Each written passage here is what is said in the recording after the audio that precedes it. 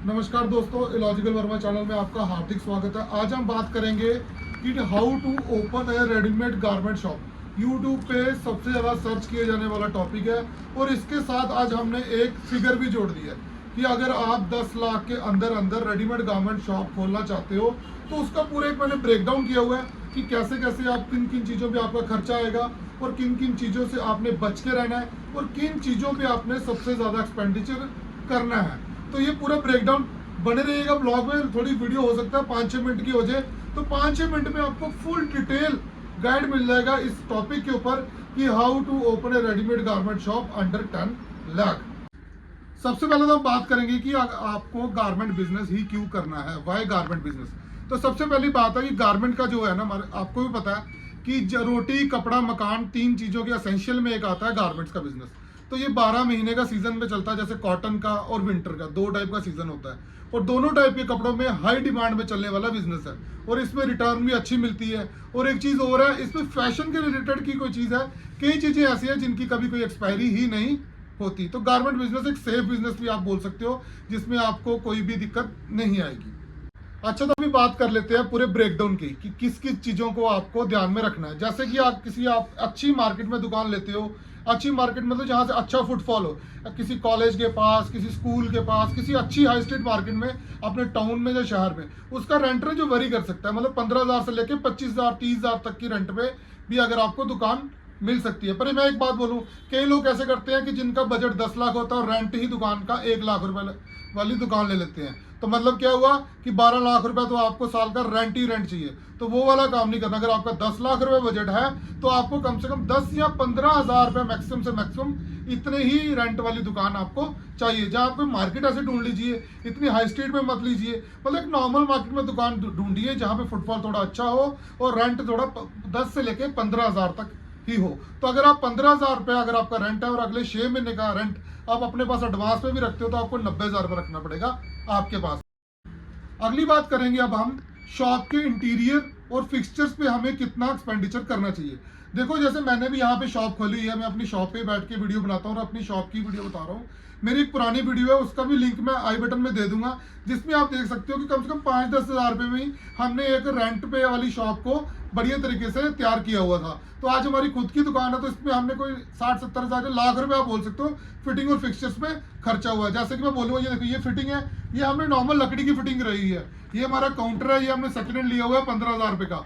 तो ये चीज़ें हमने अभी थोड़ी इंटीरियर कराया 10,000 रुपये का। ये 5-6 हज़ार रुपये का वॉलपेपर मैं बोलूँगा दिखा दे, ये वॉलपेपर लगाया है। ये ऊपर हमने सीलिंग देखी है, खुद कराई है, खुद बनाई है, कोई ज़्यादा खर्चा नहीं किया हुआ इस पर भी।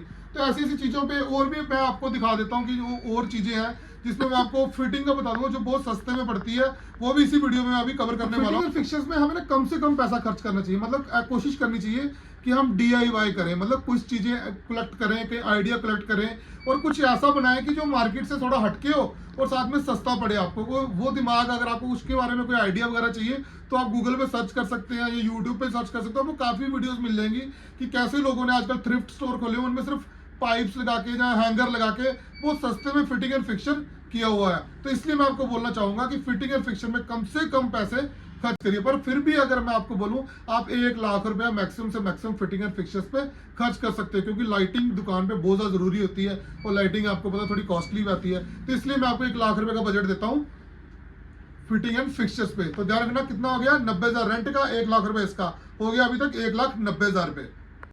अब हम बात करेंगे, अगर आप दुकान खोल रहे हो तो आपको कोई लाइसेंस की भी या किसी रजिस्ट्रेशन की भी जरूरत पड़ेगी, तो उन पे आप खर्चा रख लीजिए कि 5,000 रुपये खर्चा आया था। जैसे मैं आपको बताऊं क्या क्या लाइसेंस और रजिस्ट्रेशन आपको चाहिए आपको। जैसे मैं आपको बताऊंगा, GST रजिस्ट्रेशन जो फ्री होता है, ऑनलाइन होता है, आप खुद भी जाके गवर्नमेंट की साइट पे GST रजिस्ट्रेशन सर्च कर सकते हो और अपना GST रजिस्ट्रेशन कर सकते हो। दूसरी बात आएगी शॉप के लाइसेंस वगैरह की, जैसे उसमें क्या क्या चीजें जरूरी होती है। जो एस्टेब्लिशमेंट जो शॉप्स होती है उनका एक फॉर्म भरा जाता है, जिसके नागा फॉर्म बोला जाता है, जो O फॉर्म बोला जा रहा है, जो C फॉर्म बोला जाता है। ये आपको अपने अपनी म्यूनसिपैलिटी से मिलते हैं, जहाँ टाउन प्लानर से मिलते हैं। तो इनका भी खर्चा हार्डली कोई 150 रुपया या 200 रुपया या 250 रुपया फीस होती है गवर्नमेंट की, वेरी करती है एरियाज के हिसाब से। मैक्सिमम टू मैक्सिमम 500 रुपया फीस होगी गवर्नमेंट की 1 साल के लिए। अब बात करते हैं करंट अकाउंट की, क्योंकि अगर आप बिजनेस करोगे तो आपकी ट्रांजेक्शन भी होगी, आप पैसे का लेन देन भी होगा, आपने किसी से स्टॉक परचेज भी करना होगा, बेचोगे तो वो पैसे भी आपने कहीं रखने होंगे, तो उसको हिसाब किताब करने के लिए आपको एक बैंक अकाउंट चाहिए होगा। तो जिसको बोलते हैं करंट अकाउंट, जो बैंक में आपका खुलेगा, शॉप के लिए खुलता है ये करंट अकाउंट, या किसी बिजनेस के लिए खुलता है। बट अगर आपने शॉप के लिए खुलवाना था, जिसके लिए आपको चाहिए होगी एक रेंट डीड, क्योंकि अगर आपने रेंट पे शॉप लिया तो उसका जो एग्रीमेंट होगा उसके बेसिस पे ये आपका करंट अकाउंट बैंक में खुल जाएगा। और ये भी फ्री ऑफ कॉस्ट होता है, इसके कुछ मतलब मिनिमम जैसे 500 या 1000 रुपए से करंट अकाउंट खुल जाता है। वो बैंक के मतलब वो होता है जो डिपॉजिट हुआ था आपके अकाउंट में, बैंक के वैसे कोई चार्जेस नहीं है करंट अकाउंट।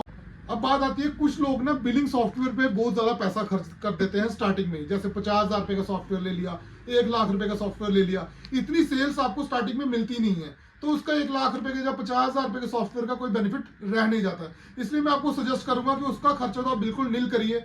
आप अपनी 100 या 150 या 300 स्क्वायर फीट की जो आपकी शॉप जो आपने रेंट पे लेने वाले हो, उस पर तो आप खुद ही बैठने वाले हो, खुद ही मैनेज करने वाले हो, उस बिजनेस को स्टार्टअप तो आपका ही है। तो इसलिए मैं बोलूंगा बिलिंग के लिए आप इस तरीके की चीजें को यूज कर सकते हो। जैसे हमने शिपवाए हुए अपने ये, हम इसी में हमने 8-10 साल हो गए बिजनेस करते हुए, हमने कोई सॉफ्टवेयर नहीं लिया हुआ, क्योंकि हम खुद चलाते हैं, खुद बैठते हैं दुकान पे, खुद बिजनेस करते हैं और खुद आगे तक यहाँ तक पहुंचाया हमने। इसलिए ऐसी शिपाई ये कर सकते हो आप। और भी बहुत सारे मेथड आजकल कुछ ऐप्स भी हैं जो बहुत सस्ते में आपको बिलिंग का सोल्यूशन दे देती है और आपकी इन्वेंट्री स्टॉक के बारे में भी बता देती है, कौन सा स्टॉक अभी रह गया है या कौन सा स्टॉक अभी आपका खत्म होने वाला है, किसको ऑर्डर करना है या क्या, वो सारे सॉफ्टवेयर। पर मैं चाहूंगा कि उस पर ज्यादा पैसा ना खर्च किया जाए। एक कोई आजकल बहुत कंपनीज हैं जो मुझे लगता है अंडर 10K के अंदर भी आपको एक बढ़िया सॉफ्टवेयर प्रोवाइड करवा देती है। अब बात आ जाती है सबसे मेन टॉपिक पे, भाई जो सबसे ज्यादा जरूरी होने वाला है, आपकी दुकान खोलने से पहले ही उसकी मार्केटिंग कुछ इस तरीके से करो कि लोग सोचने में मजबूर हो जाए कि इस स्टोर में क्या खुलने वाला है, क्या आने वाला है। मार्केट में ऐसे हाइप बन जाए, जैसे आप शॉप रेंट पे लेने लगो। उसके भी कुछ तरीके होते हैं, जैसे आपने बहुत बढ़िया सा एक लोगो और एक नाम डिसाइड कर लिया हुआ है और मार्केट में दुकान लेने लगे हो, तो जैसे आप फिटिंग एंड फिक्चर्स का काम लगाओ तो वहां एक बाहर बैनर लटका दो कि कमिंग सून, ये वाली चीजें, ये सर्विस देने वाले हैं, ये प्रोडक्ट बेचने वाले हैं। उससे भी एक हाइप क्रिएट होती है मार्केट में। तो ऐसी वाली मार्केटिंग कवर कर देता हूँ, जैसे कि आप पैम्पलेट छपवाइए, छोटे छोटे बोर्ड्स बनवाइए, तो जगह जगह बंटवा दीजिए या लगवा दीजिए। इस पे चाहे आपका 50,000 रुपए भी खर्चा आ जाए, चाहे लाख रुपए भी खर्चा आ जाए, तो भाई हो ये कर लेना।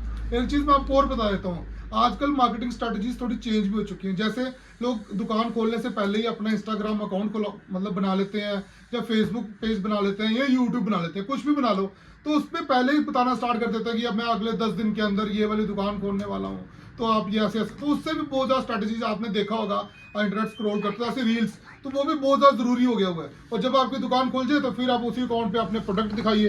तो आप दुकान खोलने से पहले ही आपके पास 10,000, 15,000, 20,000 जितने भी आपके फॉलोअर्स होंगे, तो मतलब उतने आपने अपने पास कस्टमर बना लिए। अब बात करते हैं स्टाफ और डेली रूटीन पे आपको क्या करना है। देखिए जनाब, जब आप दुकान खोलते हो तो सबसे पहले ज्यादा स्टाफ नहीं रखना है, हो सके तो अपना एक हेल्पर, और ज्यादा कोशिश करें कि खुद भी ज्यादा काम करें और कस्टमर के साथ खुद ज्यादा इंटरेक्ट किया जाए, ताकि कस्टमर आपके साथ जान पहचान हो सके, उसको ऐसा लगे, क्योंकि जो मेहनत आपने अपने काम के लिए मारनी है वो और कोई नहीं मार। और मेन टॉपिक के ऊपर बात करते हैं, जिसको बोलते हैं ब्रांडिंग एंड लोगो। भाई ब्रांडिंग तो आपने अपनी फेसबुक पे, इंस्टाग्राम पे और उस पर तो कर ली, पर आपको अपनी दुकान के बाहर का जो फेस है और उसके ऊपर भी एक लोगो, चाहे एक बोर्ड बहुत बढ़िया सा, फिक्स प्राइस। मैं तो बोलूंगा स्टार्टिंग में फिक्स प्राइस पे जाइए, सबसे बढ़िया दुकान चलती है फिक्स प्राइस वाले की। तो इसलिए जो फिक्स प्राइस का बोर्ड वगैरह वो बनाइए, वो एक बहुत ही बढ़िया और बहुत ही शानदार सा बोर्ड होना चाहिए, जो आपको आइडेंटिटी शो करे, मार्केट से थोड़ी हट के दुकान लगे आपकी, कुछ वैसा करिए बाहर। तो दोस्तों ये थी फुल वीडियो कि how to open a readymade garment shop under 10 lakh. तो जैसे मेन की पॉइंट्स मैंने आपको बता दिए हैं, किन किन चीजों पे आपको खर्चा करना है, किन किन चीजों पे आप पे कम से कम खर्चा करना है। तो सबसे बड़ी बात यह है कि 10 का 10 लाख नहीं खर्चना है, 5-6 लाख रुपए से कम अपने पास बैकअप रखिए, और जितना हो सके गारमेंट्स कम से कम परचेज करिए, और अपनी रूटीन को बढ़ाइए कि हर 10 दिन के बाद, हर 5 दिन के बाद न्यू स्टॉक आ रहा हो। तो अगर आपको ये वीडियो अच्छी लगे तो प्लीज चैनल को सब्सक्राइब करना ना भूलना, और प्लीज लाइक और कमेंट करके पक्का बताइए कि अगली वीडियो किस टॉपिक पे देखना चाहते हो आप।